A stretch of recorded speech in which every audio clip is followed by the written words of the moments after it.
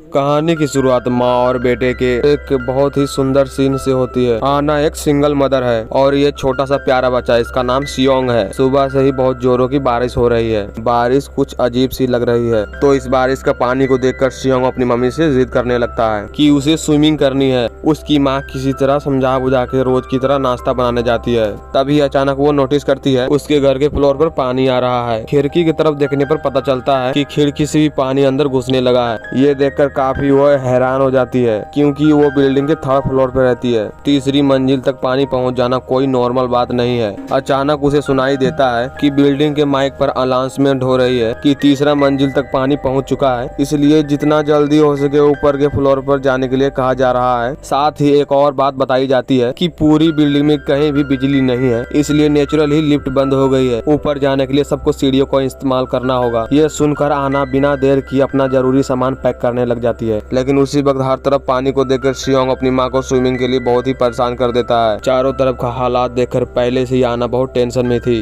ऊपर से ऐसी जिद देखकर सियोंग पर उसे गुस्सा आ जाता है और वो उसे काफी डांटती है। इसके बाद वो जल्दी जल्दी अपना जरूरी सामान और कपड़े बैग में भरने लगती है। तभी उसके फोन पर एक कॉल आता है। कॉल रिसीव करने से दूसरी तरफ से वो आदमी कहता है, क्या आप डार्मिन कंपनी के मैनेजर आना बोल रही हैं? क्या आपके फ्लोर पर पानी घुस गया है? आना जवाब देती है, हाँ। तब वो आदमी कहता है, तो कुछ ही देर में आपका फ्लोर पूरा डूब जाएगा। आप जितना जल्दी हो सके निकलकर ऊपर की फ्लोर्स पर आइए। मैं ऊपर ही हूँ, आप लोगों को मैं रेस्क्यू करने आया हूँ। और हाँ, अगर अपने साथ सामान लाने की सोच रही है तो प्लीज उसे वहीं छोड़ दीजिए। ये कहते ही फोन कट जाता है। फोन कटने के बाद आना बिल्कुल भी देर नहीं करती। सियोंग की कुछ जरूरी दवाइयाँ लेकर निकलने के लिए उसे आवाज लगाती है, लेकिन सियोंग कहीं भी नजर नहीं आता।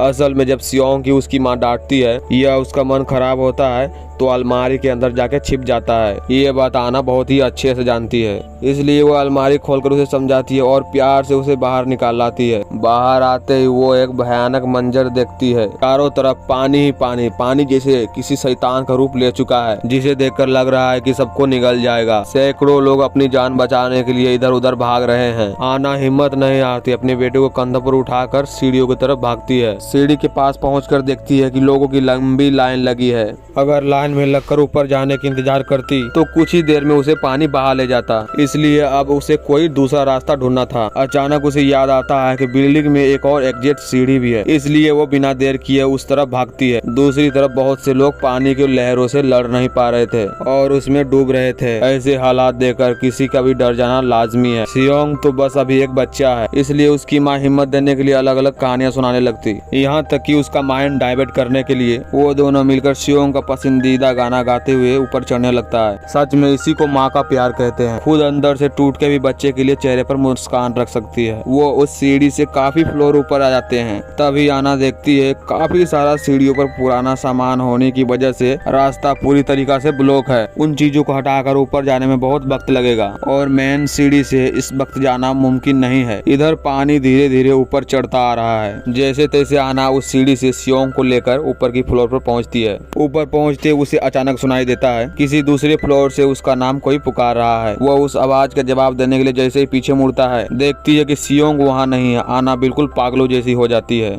एक तरफ इतना सारा पानी और दूसरी तरफ सैकड़ों लोगों की भीड़। आना को कुछ समझ नहीं आता कि वो क्या करे और वो अपने बेटे को कहाँ ढूंढे। वो पूरी तरह बेबस हो जाती है। फिर भी वो अपने बेटे को ढूंढने के लिए इधर उधर भागने लगती है। ढूंढते ढूंढते वो एक फ्लाइट के अंदर घुस जाती है। तभी उसकी नजर खिड़की की तरफ पड़ती है। फिर वो जो देखती है उसे देखकर किसी भी नॉर्मल इंसान का दिमाग काम करना बंद कर दे। वो देखती है कि पहाड़ जैसी दानव जैसी लहर उनकी तरफ बढ़ रही है और कुछ समझने से पहले ही वो बिल्डिंग से लहर टकरा जाती है और इसके चलते कई फ्लोर्स पानी के नीचे समा जाते हैं। आना पूरी तरीका से पानी के नीचे है, फिर भी वो सियोंग को ढूंढना नहीं छोड़ती। पानी के अंदर तैरते हुए ही पागलों की तरह एक कोने से दूसरे कोने तक अपने बच्चों को तलाश रही है। उस वक्त आना बेबस और हेल्पलेस महसूस कर रही थी। काफी देर तक पानी में ढूंढने के बाद आखिरकार उसे सियोंग मिल जाता है। तब तक छोटा सियोंग बेहोश हो चुका था। आखिर एक बच्चा पानी के नीचे कितना देर रह सकता है।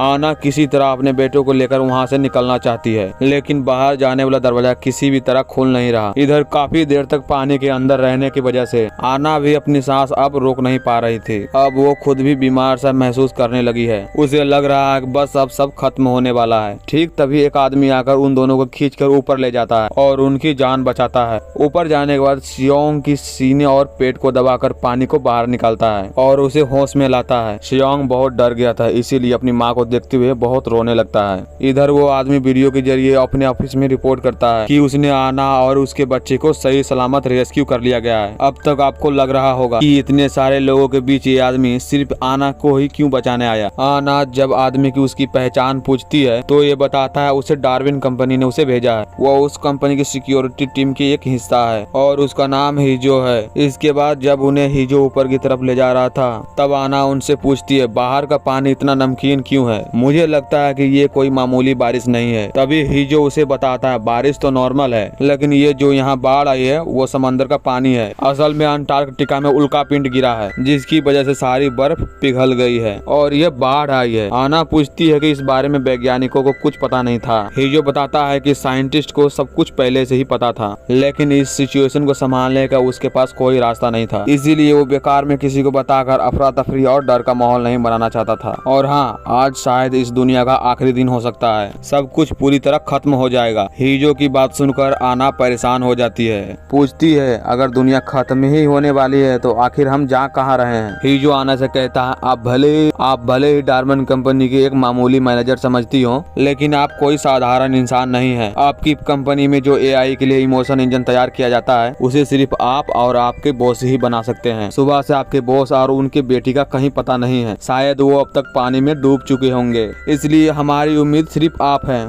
हमने ओवरलेटरी लैबोरेटरी में इंसानी शरीर तैयार कर लिए हैं, लेकिन वो बॉडी में इमोशन सिर्फ आप ही डाल सकते हैं आज, क्योंकि दुनिया के सारे लोग मारे जाएंगे। इसीलिए धरती पर दोबारा इंसान बसाने के लिए आपकी जरूरत है। इसीलिए ले जाने के लिए बिल्डिंग की छत पर हेलीकॉप्टर को भेजा है। तो इस बातों के बीच टेंशन में डूबी है कुछ और फ्लोर ऊपर चढ़ जाता है। तभी अचानक सियोंग अपनी माँ से कहता है उसे टॉयलेट आया है। हिजो ये जानकर उन्हें एक फ्लाइट के अंदर ले जाता है। उस फ्लाइट में हिजो और आना की बातचीत के दौरान आना हिजो का फोन लेकर अपनी माँ को कॉल करती है ताकि उसका हालचाल जान सके। उसकी माँ उसे कहती है तुमने हमारे लिए बहुत कुछ किया है, अब हमारे बारे में मत सोचो और अपने बेटे का ख्याल रखना। ये बोलते ही फोन की दूसरी तरफ से लहर की जोरदार आवाज आती है और फोन कट जाती है। आना को समझते ये देर नहीं लगती कि उसने अपनी मम्मी पापा को हमेशा के लिए खो दिया है। उसे बहुत दुख होता है, लेकिन फिर भी उसे अपने आप को शांत रखने की बहुत कोशिश करती है इस वक्त, क्योंकि टूटने से काम नहीं चलेगा। वो पूरी दुनिया को बचाने के साथ साथ अपने बच्चे को बचाने की जंग लड़ रही है। तभी आना और हिजो नोटिस करती है कि फ्लैट की गैस पाइप लीक हो गई है। एक और नए खतरे को भापते हुए आना सियोंग को गोद में ले लेती है और वो तीनों वहाँ से निकल पड़ते हैं। लेकिन बाहर इससे भी बड़ा तबाही उसके लिए इंतजार कर रही थी, जिसका उन्हें अंदाजा भी नहीं था। एक तरफ बिल्डिंग के चारों ओर पानी ही पानी और आंखों के सामने डूबते हुए सैकड़ों लोग। दूसरी तरफ जिस ओर वो जाने की कोशिश कर रहे थे